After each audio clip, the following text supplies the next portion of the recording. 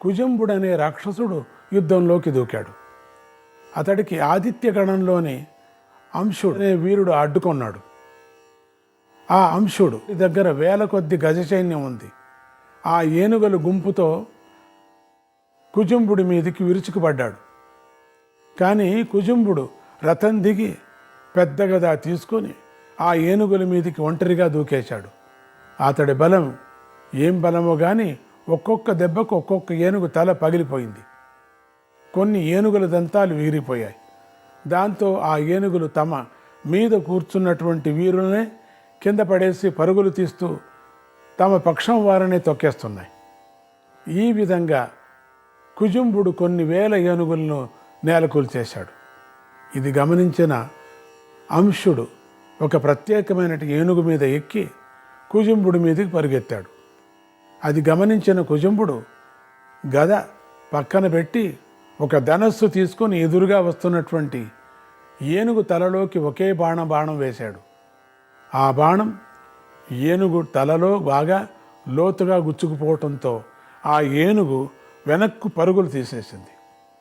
ఇది గమనించినటువంటి దేవేంద్రుడు మరికొంత అశ్వగజ సైన్య సమూహాన్ని కుజుంబుడి మీదికి పంపించాడు. కుజుంబుడు నలుప్రక్కలా చుట్టుముట్టినటువంటి ఆ గజ అశ్వసైన్యాన్ని తన గదతోనే ఎదుర్కొంటూ వీర విహారం చేస్తుంటే ఆ దాటికి దేవసైన్యాలు కొంచెం వెనకడుగు వేసాగాయి. కొంచెం వెనక్కి వెళ్ళిపోతున్నాయి, స్వల్పంగా వెళ్ళిపోతున్నాయని అర్థం.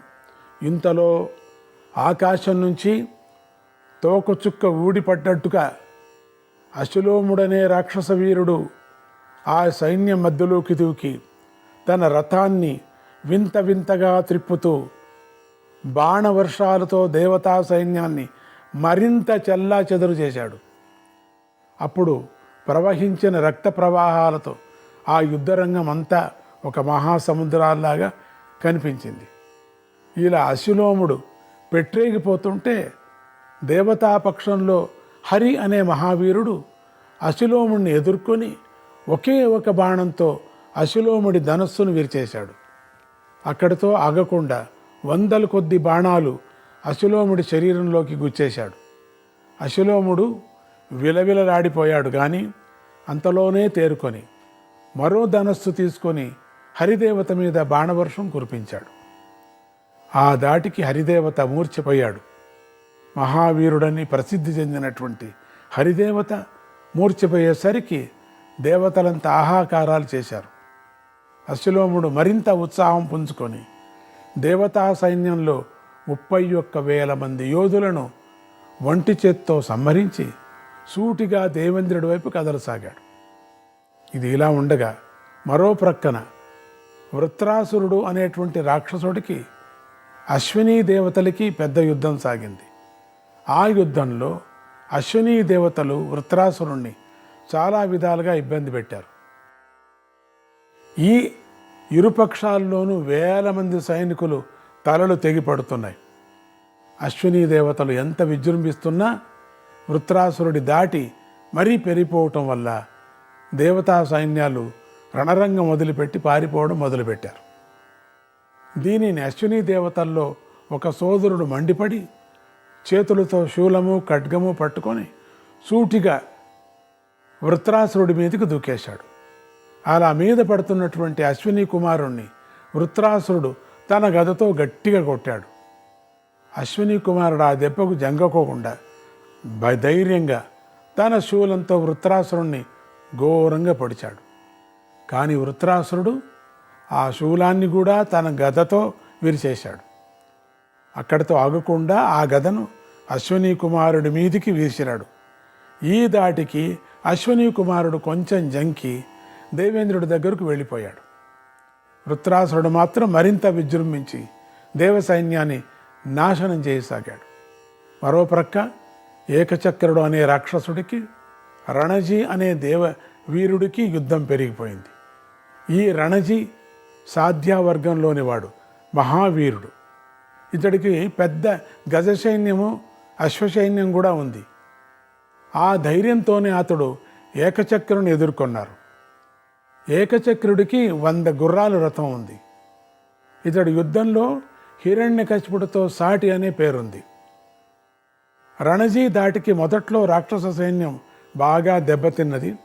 అది చూసి ఏకచక్రుడు ప్రాణాలు తెగించి తను కూడా విజృంభించసాగాడు. ఈలోగా రణజీ సాధ్యుడు మథనము అనే విచిత్రమైనటువంటి అస్త్రాన్ని ప్రయోగించాడు.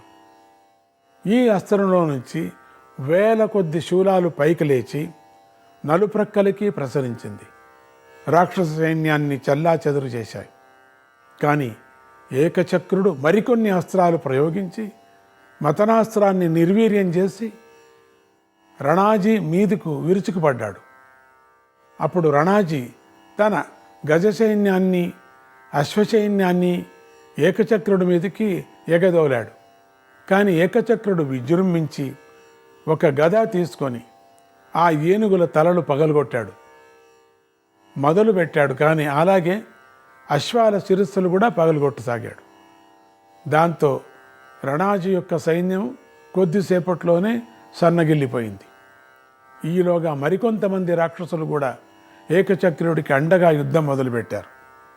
ఇది గమనించిన రణాజీ యుద్ధరంగం నుంచి తప్పుకొని దేవేంద్రుడి దగ్గరికి వెళ్ళిపోయాడు. అందరూ దేవేంద్రుడి దగ్గర వస్తున్నారు, ఒక్కొక్కరుగా. ఎంతమంది ఉన్నారు, వీళ్ళంతా ఓడిపోతున్నారు అందరూ కూడా. ఆ యుద్ధంలో ఏకచక్రుడు మొత్తం మీద 30,000 రథాలను ధ్వంసం చేసి పారేశాడు. మరోప్రక్క బలాసురుడు అనే రాక్షసుడు రుద్రగణంలోని మృగవ్యాధుడితో యుద్ధం మొదలుపెట్టాడు.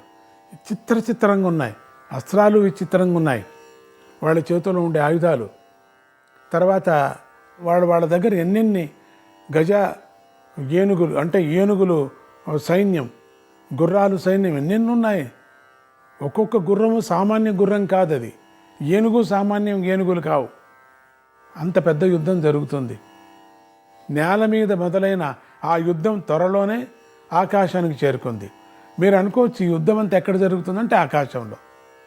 నిలబెట్టుకోవటానికి దేవతలు కదా, వాళ్ళకేమి ఆకాశంలో అట్లే నిల్చుంటారు వాళ్ళు. బలాసురుడు ఆకాశంలోనే మృగవ్యాధుడి రథాన్ని విరగగొట్టేశాడు. మృగవ్యాధుడు నేల మీదకు దూకేశాడు. ఇది గమనించిన మృగవ్యాధుడి అనుచరులు ఒక్క పరుగున వచ్చేశారు. వచ్చి ముద్గలాయుధంతో బలాసురుణ్ణి చితకబాదేశారు. కానీ బలాసురుడు ఎదురు తిరిగి ఒక మద్ది చెట్టును పీకి దానితోనే ఆ అనుచరులందరినీ నేలగొల్చేశాడు. ఇలా వీరి యుద్ధం జరుగుతూ ఉండగానే రాహువు యుద్ధానికి తలపడ్డాడు. ఆ యుద్ధంలో రుద్రుడు రాహు యొక్క రథాన్ని, గుర్రాలను, సారథిని కూడా కూల్చేశాడు. ఆ రుద్రుడు అనుచరుడొకడు శక్తి ఆయుధం తీసుకొని రాహువు గుండెల్లో గట్టిగా కొట్టాడు. రాహువు తేరుకొని ఒళ్ళు మరిచిపోయి తన అరచేతి దెబ్బతో రుద్రుని రథాన్ని విరిచేశాడు. అంతేకాకుండా రుద్ర రాహువులు ఒకరి సైన్యాన్ని ఒకరు పూర్తిగా సంహరించేసుకున్నారు. ఆ గందరగోళంలో సైన్యంలో ఎవరికీ కళ్ళు కనిపించక ఎవరి పక్షం వారిని వారే సంహరించుకోసాగారు. ఇది ఇలా ఉండగా కేశీ రాక్షసుడికి రుద్రగణంలోని సుధుమ్రాక్షుడికి భయంకరమైనటువంటి యుద్ధం నడిచింది. ఆ కేశీ రాక్షసుడు నోరు తెరిస్తే చాలు పెద్ద పెద్ద అగ్ని జ్వాలలు వచ్చిపడి రుద్ర సైన్యం కల్లోలమైపోయింది. ఈ యుద్ధం కూడా రకరకాల మెలికలు తిరుగుతూ శస్త్ర అస్త్ర వృక్ష యుద్ధాలుగా సాగింది.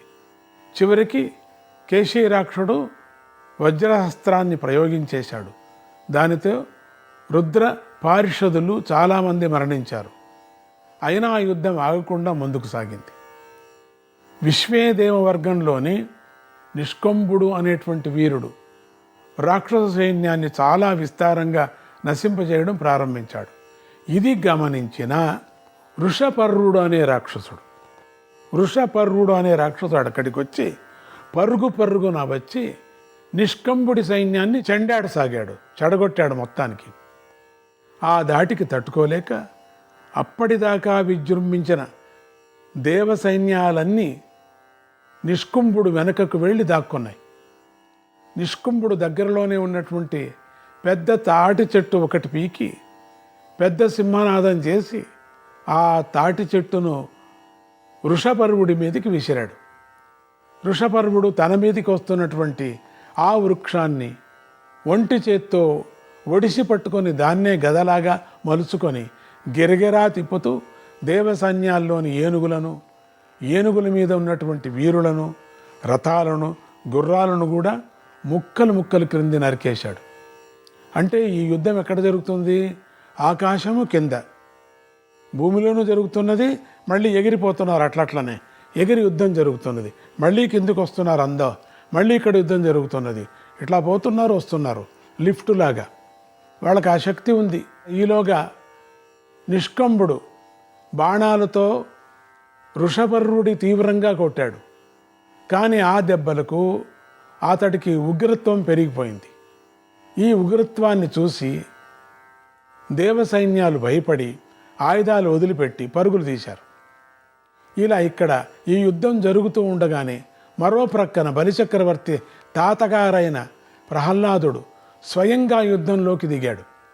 ఆయనతో పాటు 70,000 రథాలు, 70,000 గజాలు ఆయన ముందు నడిచాయి.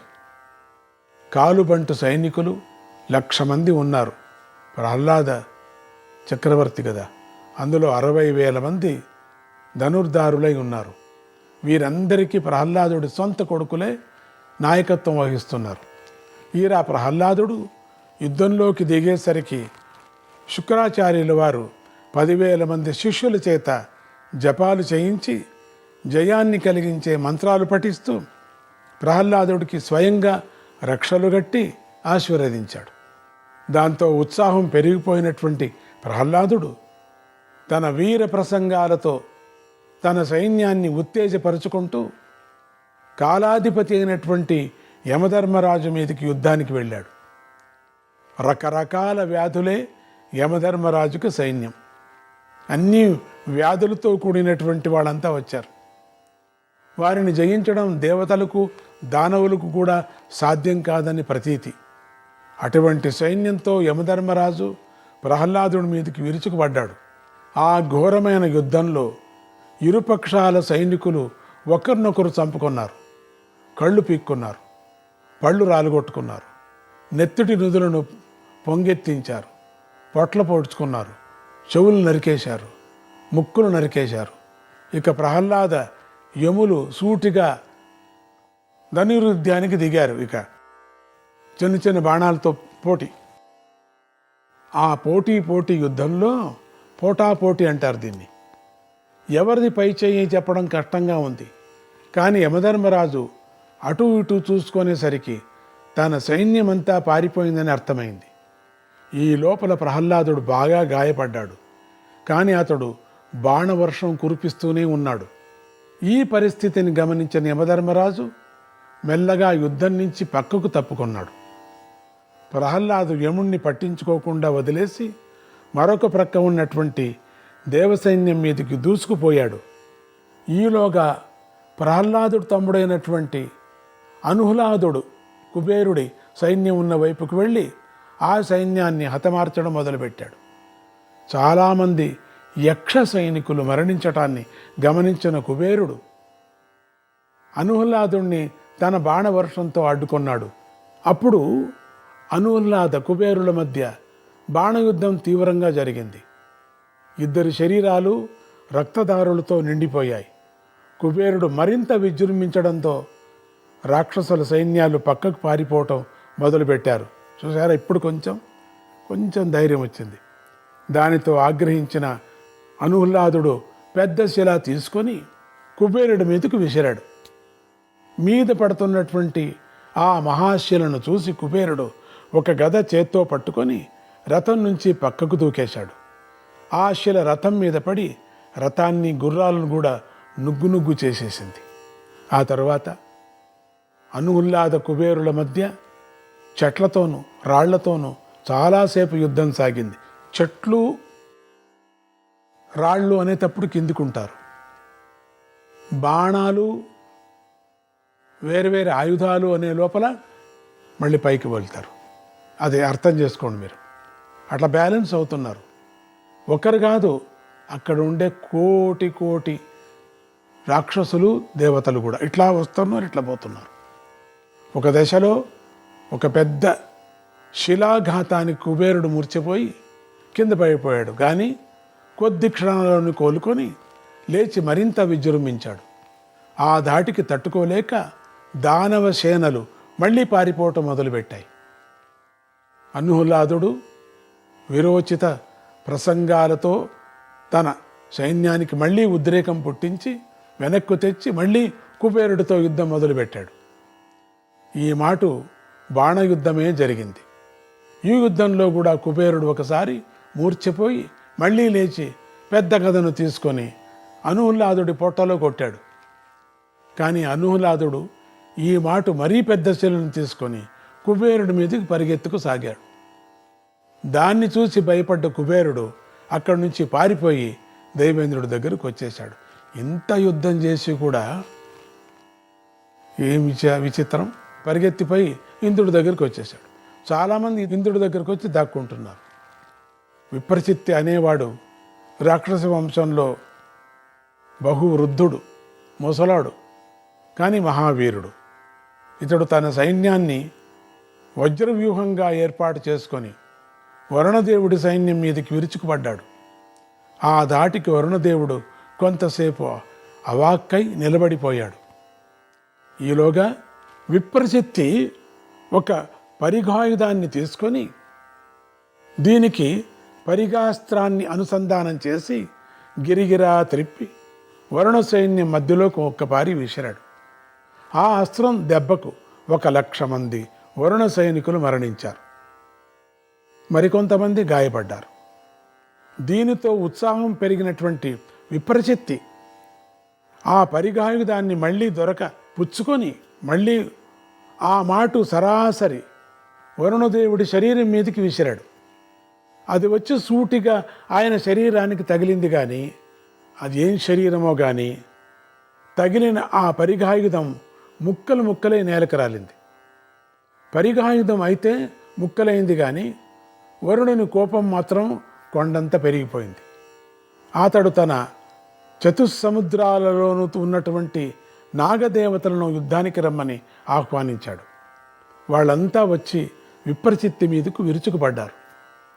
కానీ విప్రచిత్తి గరుడాస్త్రాన్ని ప్రయోగించి ఆ నాగదేవతలకు నేలకు కూల్చిపారేశాడు. ఈలోగా వరుణుడు సూటిగా విప్రచిత్తి మీదికి బాణవర్షం కురిపించాడు. ఆ దాటికి విప్రచిత్తి సేనలు వేల కొలది మరణించగా మిగిలిన వారు పరుగులు తీశారు. కానీ ఈలోగా విప్రచిత్తి పుంజుకొని తన బాణాలతో వరుణుని రథాశ్వాలను గాయపరిచాడు. అంతేగాక వరుణ సేనల్లో ఉన్నటువంటి ఆయుధాలన్నిటినీ తన బాణాలతో విరగగొట్టాడు. దాంతో గతి లేక వరుణదేవుడు దైవేంద్రుడి దగ్గరికి వెళ్ళి శరణు కోరాడు. ఈ విధంగా ఆయన కూడా వెళ్ళిపోయాడు దైవేంద్రుడి దగ్గరికి. అందరూ ఒకరికొకరుగా వచ్చేస్తున్నారు. ఈ విధంగా అన్ని పక్కల దేవసేనలు వాళ్ళ సేనాధిపతులు పరాజయం పాలైపోతూ ఉండటాన్ని గమనించిన బ్రహ్మఋషులు కొందరు అగ్నిదేవుడి దగ్గరికి వెళ్ళి వేదోక్తమైనటువంటి స్తోత్రాలతో ఆయనకు తృప్తి కలిగించారు. ఆయన వారిని అనుగ్రహించి తన నిండా ఆగ్నేయాస్త్రాన్ని నింపుకొని ప్రళయాగ్ని జ్వాల రూపంగా మారి రాక్షసేన మీద పడ్డాడు. అగ్నినే వచ్చేశాడు. వాయుదేవుడు ఆయనకు బాగా సహకరించాడు. ఈ ధాటికి రాక్షస వీరులు రథాలు, వస్త్రాలు, చివరికి ఆయుధాలు కూడా నిప్పంటుకొని కోట్ల మంది రాక్షస వీరులు హతమయ్యారు. అగ్నినే నిలుచుంటే ఇంకేమంది. అప్పటిదాకా విజృంభించినటువంటి ప్రహ్లాదులు కూడా పరాజయం పాలైపోయారు. ఇంతలో మాయ విద్యను నేర్చినటువంటి మయాసురుడు, శంబరాసురుడు పర్జన్యమాయను, వారుణమాయను ప్రయోగించి కొండలంతలా ఉన్నటువంటి జలధారులు కురిపించసాగారు. నారాయణ నారాయణ, హరే కృష్ణ.